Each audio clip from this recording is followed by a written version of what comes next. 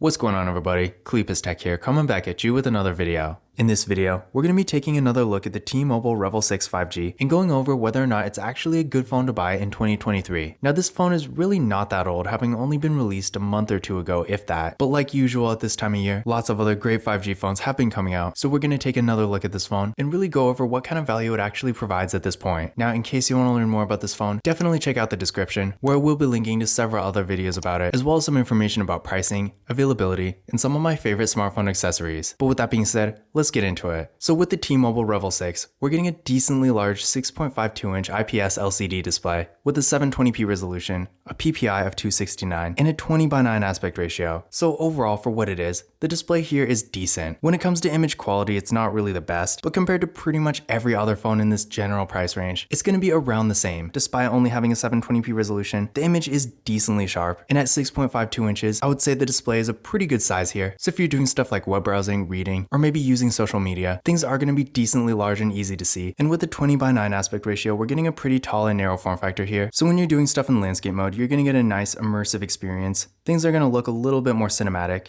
And then when you're doing stuff like browsing the web, using social media, reading, stuff like that, with a form factor like this, you can fit a decent amount of content on the screen without having to scroll as much. So overall, again, for what it is, I do think the display here is pretty good. But if you're really going to be consuming a lot of content, especially stuff like watching videos, for example, where the image quality is a bit more important, then keep in mind, while things are going to look at least decent here, and it will be perfectly fine for maybe watching the occasional YouTube video, for example, if you're really going to be consuming a lot of content, you're probably going to want to spend a bit more and get something with a 1080p resolution instead. But again, for what it is, if you're really just looking for a more basic device, I do think the display here is definitely pretty good. Now for storage, the T-Mobile Revvl 6 has 64GB of internal storage, and keep in mind, like pretty much any non-flagship Android phone, we are getting microSD card expansion too. So at 64GB, definitely not bad at all. I feel like in this day and age, on one hand, it's pretty much a bare minimum. At this point, even if you're not really a heavy user, I would definitely still not get a phone that only has 32. That's just not enough in this day and age. But at the same time, despite again being pretty much a bare minimum, I do think 64GB is a pretty decent amount of storage. Sure, if you're more of a power user, if you're constantly downloading apps, games, stuff like that takes up a bit more storage, then you're probably going to want to spend a bit more and get something that has maybe like 128. But for a more moderate user, as long as you're mindful of what you're putting on your phone and you make sure to use a microSD card whenever you can, with the 64GB we're getting here, I do think you will get by just fine. Now for security features with this phone, we are getting Face Unlock, as well as a fingerprint scanner right here on the power key. So definitely a great spot for a fingerprint scanner, but let's go ahead and give it a try.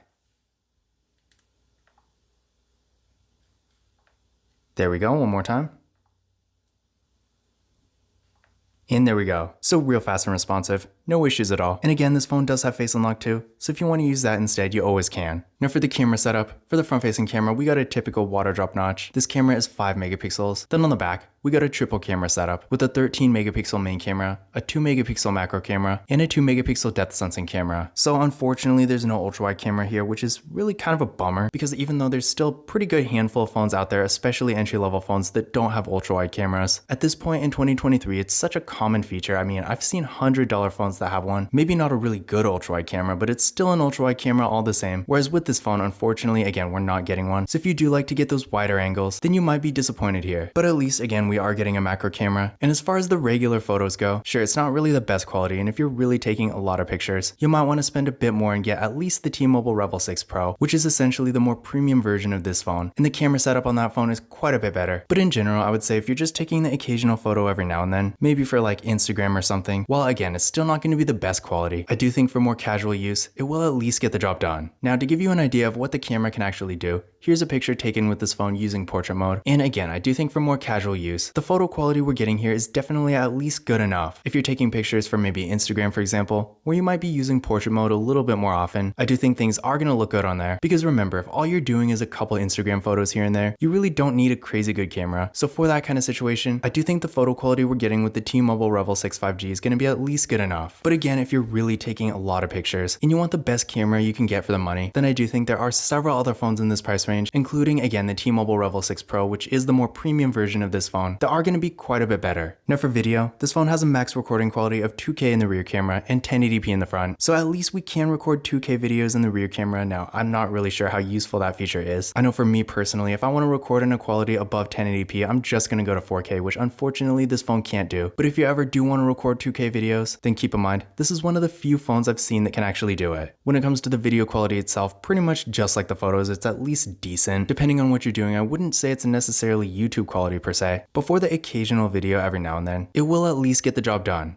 Now when it comes to RAM and processor, the T-Mobile Revvl 6 Pro is getting 4GB of RAM with the MediaTek Dimensity 700 processor. Now as I've said many times before, I have seen this processor in quite a few different phones, and for what it is, I do think it is pretty good. Sure, if you're doing really demanding activities, or if you're just going to be on your phone all day, it is going to feel a little slow, and for stuff like high performance mobile gaming for example, yeah, it is going to struggle a little bit, but for more basic activities like web browsing, social media, stuff like that, for more casual, moderate users, you will get a pretty good experience here. Performance-wise, compared to other phones in this price range, it's about average. On one hand, I have seen a bit better, but on the other hand, I have seen quite a bit worse. So in general, if you're looking for more of an affordable 5G phone for more basic activities, then performance-wise, I do think this is going to be a pretty good choice. Now, I did run a benchmark test on this phone using Geekbench 5, and here are the scores I got. So what I recommend doing is running this test on your current phone, and then comparing your results to these, and that's going to give you a better idea of where this phone stacks up compared to yours. Because depending on what you're coming from, it may or may not actually be a performance upgrade. I know a lot of people considering a phone like this have never had a 5G phone before, and if you're coming from a really entry-level phone, chances are this phone is going to be a pretty good upgrade. But on the other hand, if you're coming from maybe an older flagship phone, I know for me, before I ever got an Android phone, I had an iPhone XS Max, and a phone like that, for example, while not being a 5G phone, is still going to be much faster than this. So if you are in that kind of situation, then keep in mind, while this phone is good for what it is, it's not going to be nearly as fast as most middle-aged to older flagship phones. So if you are in that situation, you might want to go with something a bit higher end. But again, if you're coming from more of an entry-level phone, I do think for what it is, you will probably be happy with the performance here. Now for the battery, the T-Mobile Revvl 6 5G has a 4500 mAh battery that supports 15-watt fast charging. So on one hand, not the best ever, but for what it is, I do think it is pretty good. At 4500 mAh, it's not the largest battery you can get, but in my experience, the battery life we're getting here is at least pretty good. So if you're in a situation where maybe you have to use your phone a decent amount, but you still need something that's gonna last all day, then chances are, depending on what you're doing at least, it probably will be at least good enough. So overall, I feel like for the average user, as far as the battery goes, you most likely will get a pretty good experience. And then for the charging speeds at 15 watts, definitely not the fastest out there, but I feel like for most people it should be at least okay. Now this is kind of subjective because personally for me, I don't really pay attention to charging speeds myself just because I keep my phone plugged in pretty much all the time. But if you are in a situation where you really need super fast charging, then you might want to skip this phone because honestly 15 watts is really not that fast. But in general, for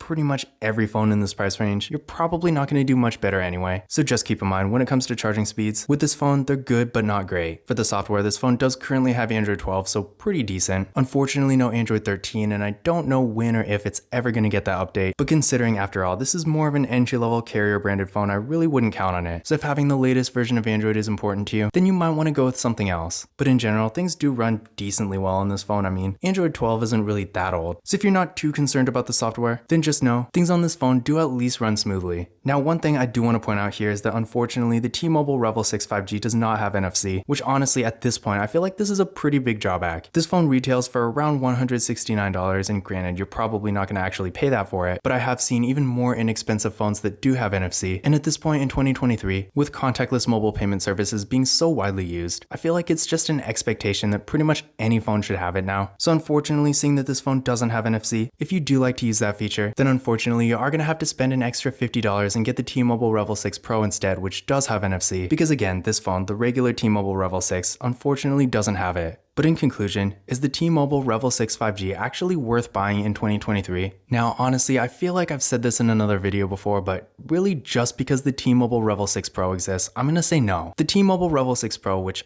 I'll link to the comparison in the description or in the cards somewhere up here, but that phone has so many more features like wireless charging, NFC, a much better camera, and a significantly larger display. And again, the price difference is really almost non-existent. And while the T-Mobile Revvl 6 5G by itself is really not a bad phone, when it comes to stuff like the camera setup, again, it's okay, but not really great. And then not having NFC or really a whole lot of features in general. On one hand, if you're really just looking for a basic device to do the bare minimum on, then yeah, sure, this phone is gonna be perfectly fine. It does have a decent display, a pretty good amount of storage, a good battery, and really good performance for what it is. So yeah, if you don't care about NFC, you're not taking a ton of pictures, and you're really not going to be doing a whole lot on your phone in general, then sure, this phone is going to be a perfectly fine option. But compared to a lot of the other super affordable 5G phones in 2023, including again the more premium version of this very phone, I feel like for the money it's still just not nearly as good. But again, if you do want to learn more about this phone, including information about pricing and availability, definitely check out the various links in the description because I will be putting all of that there. But that's it for this video. If you enjoyed it and found it useful, be sure to give it a thumbs up and hit that subscribe button. Don't forget to follow Cleepus Tech on Twitter and Instagram.